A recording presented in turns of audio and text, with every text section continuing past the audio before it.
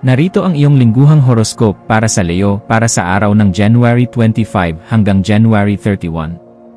Sa pagsisimula ng linggong ito mula January 25, mararamdaman mo ang isang matinding pangangailangan na maging sentro ng atensyon at ipakita ang iyong ningning sa lahat. Ang linggong ito ay panahon ng pagpapakita ng iyong mga talento at ang pagkuha ng respeto mula sa mga taong nakapaligid sa iyo sa araw-araw.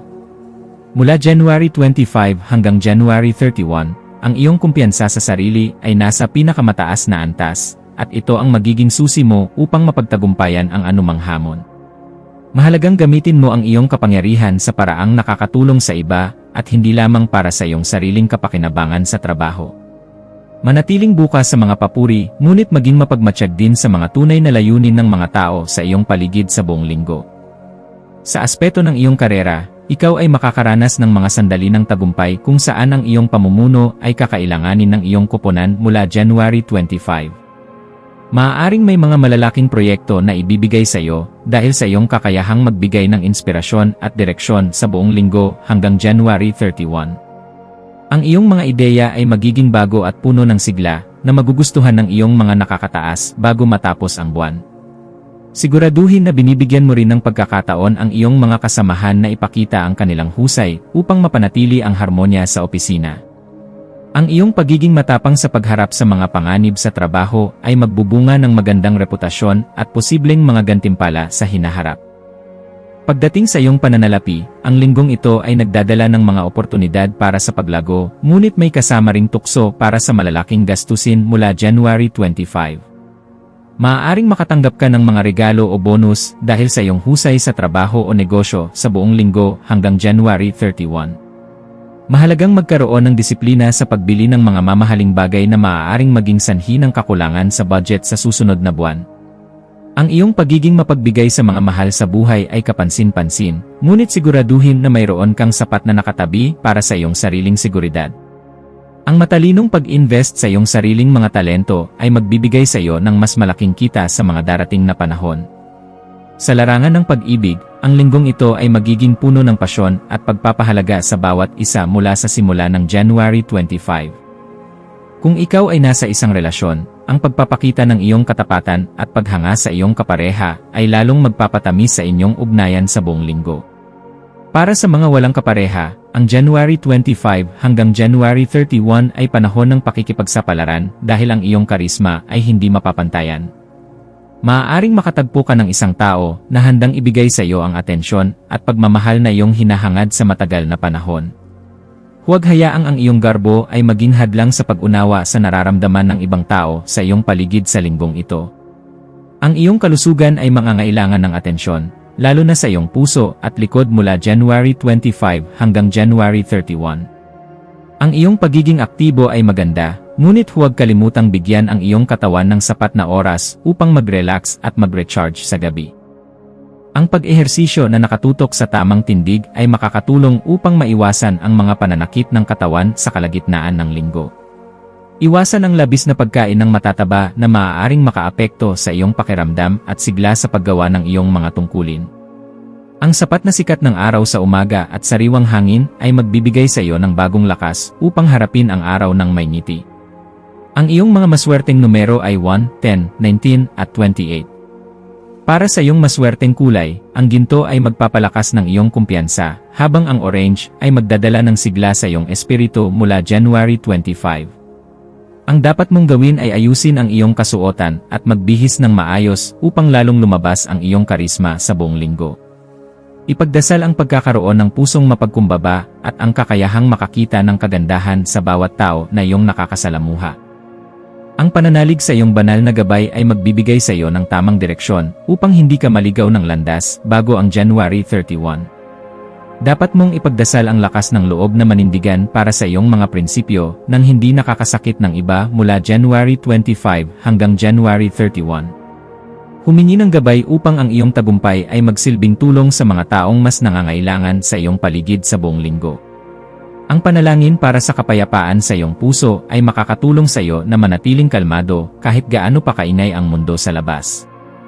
Ipanalangin din ang kaligtasan ng iyong mga kaibigan at ang tagumpay ng inyong mga mithiin bilang isang grupo sa darating na buwan.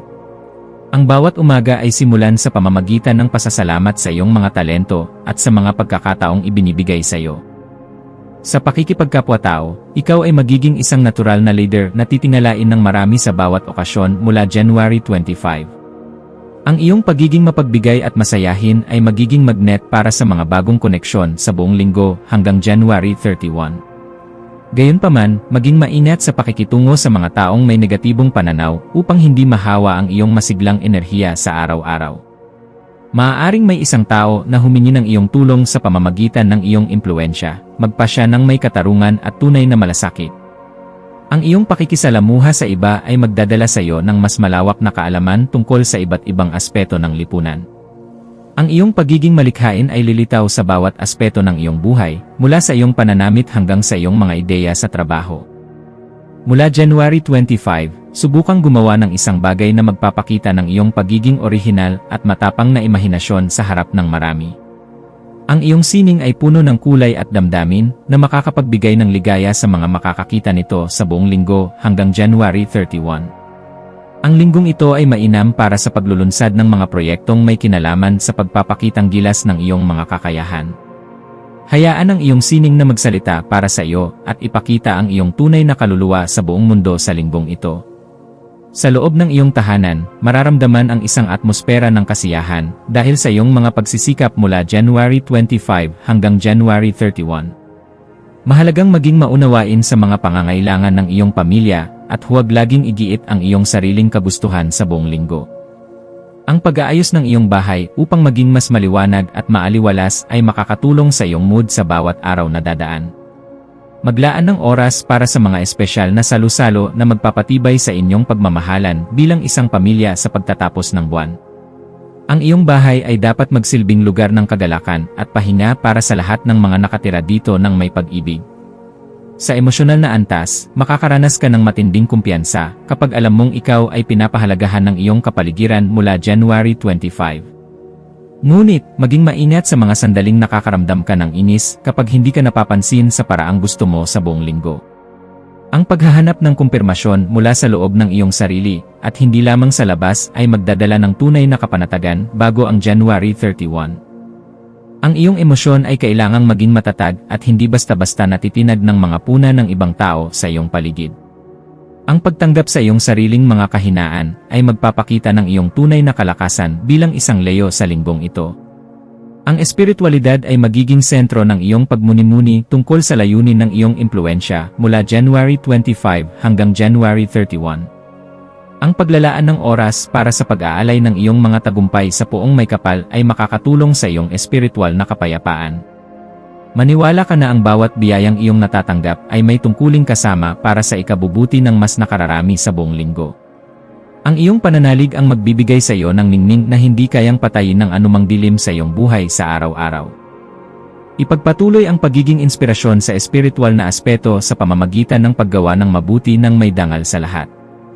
Sa kabuuan, ang linggong ito ay isang panahon ng pag-angat at pagpapakita ng iyong tunay na galing sa pagtatapos ng buwang ito. Ang bawat hakbang na iyong gagawin mula January 25 hanggang January 31 ay dapat na puno ng katarungan at pagmamahal sa iyong kapwa. Huwag mong hahayaang ang iyong pagiging dominante ay maging sanhi ng paglayo ng mga taong nagmamahal sa iyo ng tapat. Ang iyong pagiging tapat at matapang ay ang iyong pinakamalaking sandata na magdadala sa iyo sa tagumpay sa bawat yugto. Ang linggong ito ay magtatapos ng may mga bagong papuri at pagkakataon na lalong magpapaningning sa iyong pangalan. Manatiling nakatutok sa iyong mga adhikain at huwag hayaang ang mga pansamantalang pag-aalinlangan ay magpabagal sa iyong pag-asenso mula January 25. Ang iyong determinasyon na maging pinakamahusay ay magbubunga ng mga resulta na magpapasaya sa iyo sa mahabang panahon bago ang January 31. Magtatapos ang linggong ito nang may katiyakan na ang iyong presensya ay nagdulot ng malaking pagbabago sa iyong paligid sa araw-araw. Ikaw ay laging nagtatagumpay dahil sa iyong malaking puso at matibay na pananalig sa iyong sariling kakayahan na magbigay ng liwanag. Ipagmalaki ang iyong bawat tagumpay at manatiling maging huwaran sa lahat ng oras at pagkakataon. Sa huling araw, January 31, maglaan ng oras para sa pasasalamat at pagmuni-muni tungkol sa iyong mga plano para sa susunod na buwan. Ang pagtatapos ng January ay nagdadala ng mga bagong simula na dapat mong tanggapin ng may bukas na puso at mas matatag na isipan. Ang iyong paglalakbay ay patuloy na nagiging kahanga-hanga sa bawat desisyon na iyong pinag-iisipang mabuti para sa ikabubuti ng lahat.